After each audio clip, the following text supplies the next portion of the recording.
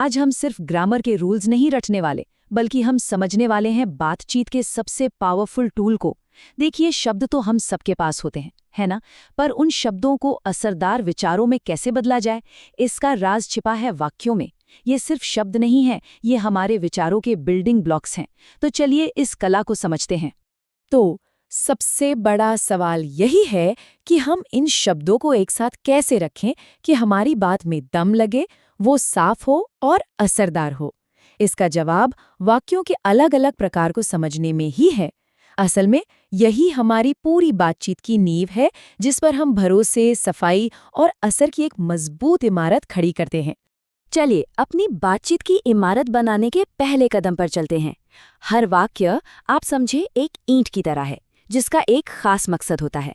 क्या कोई जानकारी देनी है, या फिर कोई सवाल पूछना है, किसी से कुछ करने को कहना है, या दिल की कोई गहरी भावना बतानी है। हर काम के लिए एक खास टूल, यानी एक खास तरह का वाक्य होता है। तो ये है वो 4 बुनियादी मकसद। ज्यादातर बातें जो हम करते हैं वो इन्हीं चारों में से किसी एक को पूरा कर रही होती हैं। और ये समझना कि कब कौन सा टूल इस्तेमाल करना है, यही तो एक अच्छे कम्युनिकेटर की पहचान है। आइए अब इन ब्लॉक्स को एक एक करके जरा और करीब से देखते हैं। हमारा पहला और सबसे ज्यादा इस्तेमाल होने वाला बिल्डिंग ब्लॉक है डिक्लेरेटिव सेंटेंस, या जिसे हम कथनात्मक वाक्य कहते हैं। ये हमारी बातचीत का आधार है, समझिए। इसका सीधा सा काम है जानकारी देना या कोई तथ्य बताना।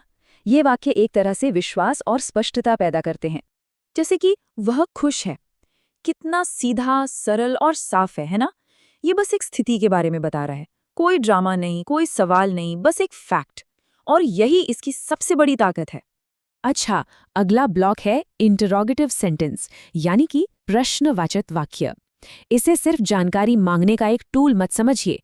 असल में ये जिज्ञासा का, जुड़ाव का और किसी भी बातचीत को आगे बढ़ाने का इंजन है। इसके बिना तो कोई भी संवाद एक तरफा भाषण बन के रह जाएगा। जैसे कि क्या आप तैयार हैं? ये वाक्य सीधे सीधे एक जवाब की मांग कर रहा है। और इसकी पहचान, वो तो सबसे आसान है। इसके आखिर में लगा हुआ वो सवालिया निशान, जो दिमाग के दरवाजे पर एक दस्तक की तरह है। अब आता है हमारा तीसरा बिल्डिंग ब्लॉक, इम्पेरेटिव सेंटेंस, यानी आदेशात्मक वाक्य। ये एक्शन का वाक्य है। इसका इस्तेमाल किसी को कोई काम करने का आदेश देने के लिए, कोई निर्देश देने के लिए, या फिर बहुत प्यार से कोई अनुरोध करने के लिए होता है। ये एकदम सीधे और पॉइंट टू पॉइंट होते हैं। जैसे दरवाजा खोलो, ये एक सीधा आदेश है। पर हाँ, अगर हम कहें कृपया दरवाजा खोलिए, तो ये एक निवेदन बन जाता है। देखिए, टोन बदल गया, लेकिन वाक्य का प्रकार इम्पेरेटिव ही रहा। मकसद तो एक ही है, एक्शन। और हमारा आखिरी मकसद वाला ब्लॉक है एक्सक्लेमेटरी सेंटेंस, यानी विस्मयादि बोधक वाक्य। ये तो भावनाओं का पावर हाउस है। जब भी हमें हैरानी, जोश, खुशी या किसी भी तेज भावना को शब्द देने होते हैं, तो हम इसका इस्तेमाल करते हैं। ये वाक्यों में सचमुच जान डाल देता है। इसका एक बेहतरीन उदाहरण है, कितनी सुंदर जगह है। इस वाक्य में जानकारी से ज्यादा एहसास की शिद्दत है। और इसकी पहचान है इसके आखिर में लगा एक्सक्लेमेशन मार्क, जो बताता है कि यहाँ दिल बोल रहा है, दिमाग नहीं। बहुत बढ़िया। तो अब जब हम अलग अलग मकसद वाले ब्लॉक्स को पहचानना सीख गए हैं, तो चलिए कंस्ट्रक्शन के अगले लेवल पर चलते हैं। अब हम ये सीखेंगे कि इन ब्लॉक्स को आपस में जोड़कर और भी मजबूत और दिलचस्प स्ट्रक्चर कैसे बनाए जाते हैं। जरा यहाँ देखिए, एक तरफ है सिंपल सेंटेंस, यानी सरल वाक्य जिसमें बस एक ही मुख्य विचार होता है, जैसे उसे आइसक्रीम पसंद है। और दूसरी तरफ है कंपाउंड सेंटेंस, जो 2 बराबर के विचारों को लेकिन, और या इसलिए जैसे शब्दों से जोड़ता है, जैसे वह थकी हुई थी लेकिन उसने अपना काम पूरा कर लिया। ये बिल्कुल वैसा ही है जैसे 2 ईंटों को सीमेंट से जोड़कर एक मजबूत दीवार बनाना। चलिए अब एक मजेदार सा स्किल चेक हो जाए। देखते हैं कि हम इन वाक्यों को बनाने और पहचानने की कला में कितने माहिर हुए हैं। तैयार हैं? पहला सवाल स्क्रीन पर है। इस वाक्य के मकसद को पहचानिए। ये क्या करने की कोशिश कर रहा है? जानकारी दे रहा है, पूछ रहा है, आदेश दे रहा है, या कोई भावना जता रहा है? सोचिए जरा।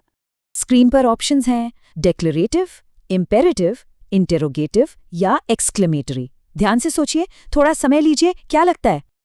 सही जवाब है सी, इंटेरोगेटिव। बिल्कुल, क्योंकि यह सीधे सीधे एक सवाल पूछ रहा है और इसके अंत में एक प्रश्न चिन्ह भी है। बहुत बढ़िया। अच्छा, अगला सवाल थोड़ा अलग है।